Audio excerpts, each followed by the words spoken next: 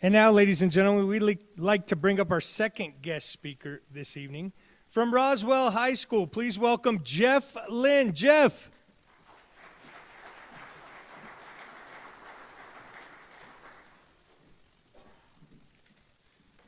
Buster gave me 10 minutes, so I'm gonna get right to it.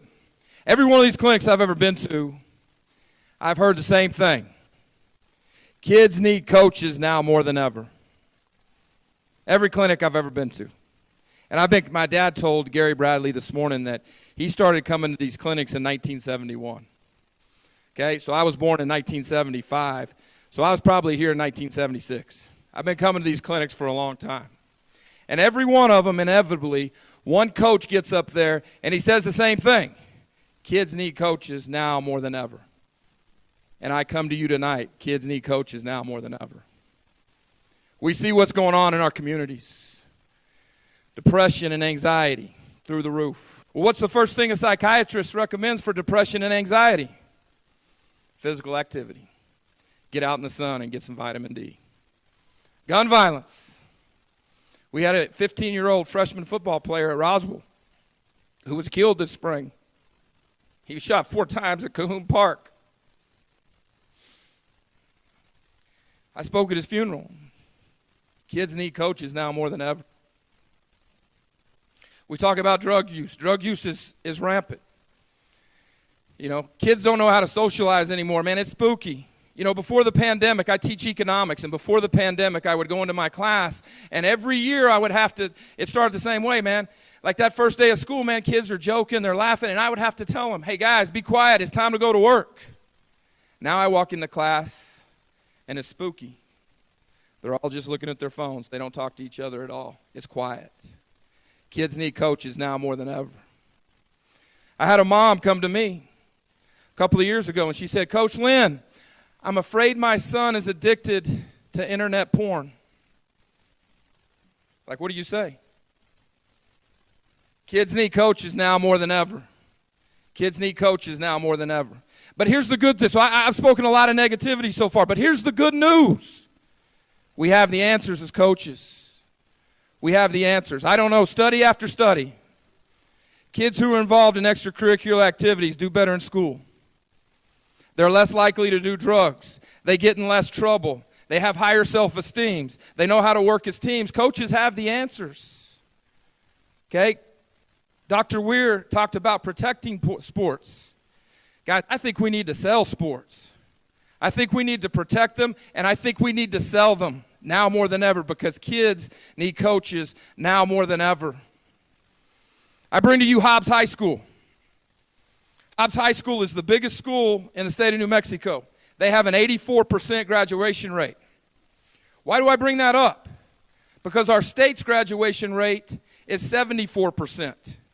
So the biggest school in our state has an 84% graduation rate. They're doing 10% better than the average school in our state. Now, why is that? Because Hobbs has the answers. Hobbs has the answers.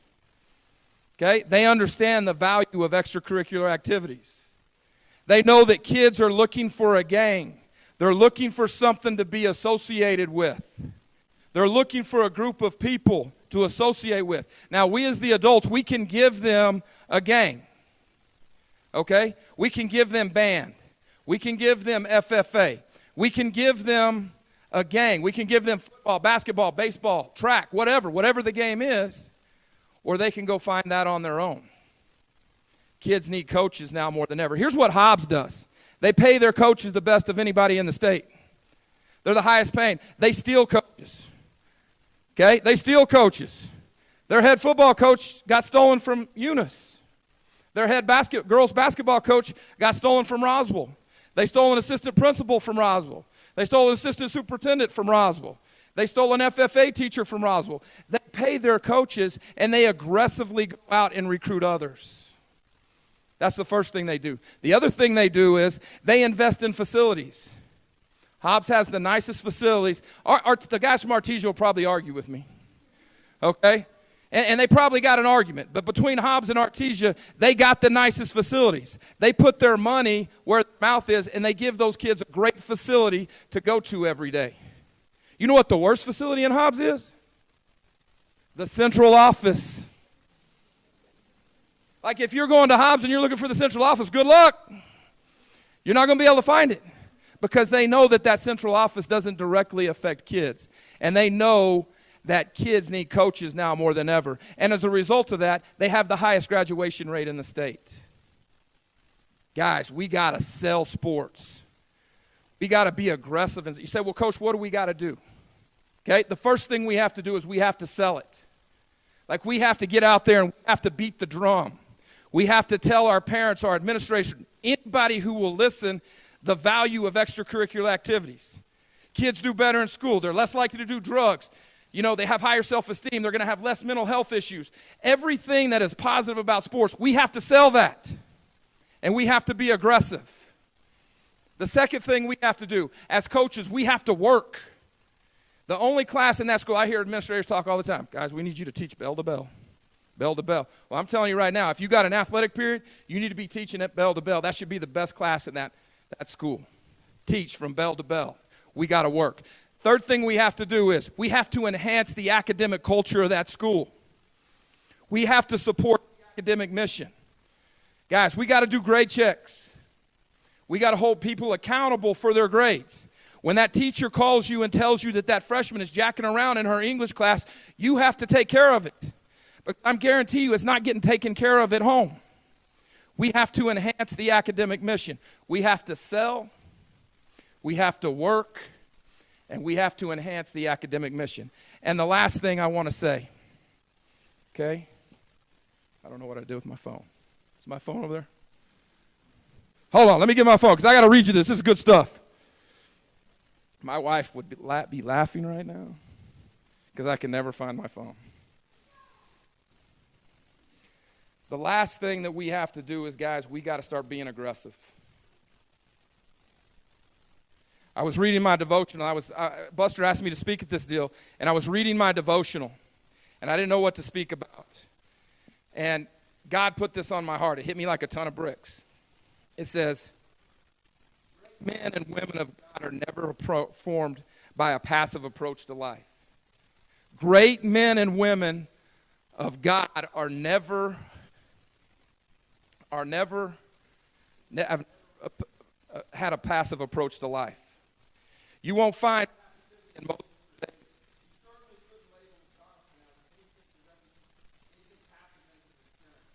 in his spirit. Contemporaries, same caliber of heart. These men changed the world, and their story is still shaping our story today. That's how world changers do it. Is they're aggressive. Coaches. Kids need coaches now more than ever. And guys, we got to start being aggressive. We got to start being aggressive. I look around this room, man, and there's some aggressive people in here. I point to Fern Spencer. Fern, stand up. I'm not embarrassing you, but I point to Fern Spencer, Hall of Fame coach in our state. That's the most aggressive woman when it comes to the kids on the reservation that I've ever seen. I admire Fern Spencer. She's aggressive.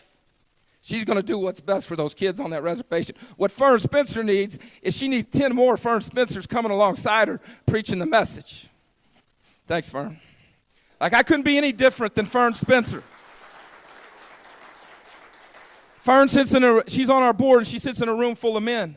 And I'm telling you what, she keeps us in line. She's aggressive. We need more Fern Spencers. We need more Fern Spencers. Kids need coaches now more than ever. Guys, we got to start pounding the table. We got to pound the table for better coaches' pay. We got to pound the table for better facilities. We need to be questioning, why are you building that facility? Is that helping kids? We got to be pounding the table for better facilities, better pay. We got to be pounding the table for, if we think something is great for a kid, it's going to be good for our kids, we got to pound the table and we got to stand up. Because kids need coaches now more than ever. In conclusion, I just want to say thank you. I want to say thank you to Coach Waters, Coach Faith, Coach Owens, all the award winners today, man. We're standing on the backs of greatness. Guys, and I would encourage everybody in this room to walk up and shake these men's hands, because they've created, Buster talked about creating an organization. It's not created overnight. These guys created this organization and the other Hall of Fame honorees. Walk up and shake these guys' hands. Tell them thank you. The biggest compliment that you can say, and I heard Coach Adams say it today. He said, ask Coach Faith what he did, one thing he did in this program. Say, Coach Faith, what's one thing that you did in your program that you think I need to do? And I guarantee you Coach Faith will tell you. Because at heart, Coach Faith is a teacher and a coach. And he not only wants to coach players, he wants to coach other coaches. I'm passionate about coaches. I love coaches. And I'll do anything for a coach. Because I'm telling you what, I think this sums up coaching better than anything. The only people during the pandemic that were pissed they couldn't go to work were coaches.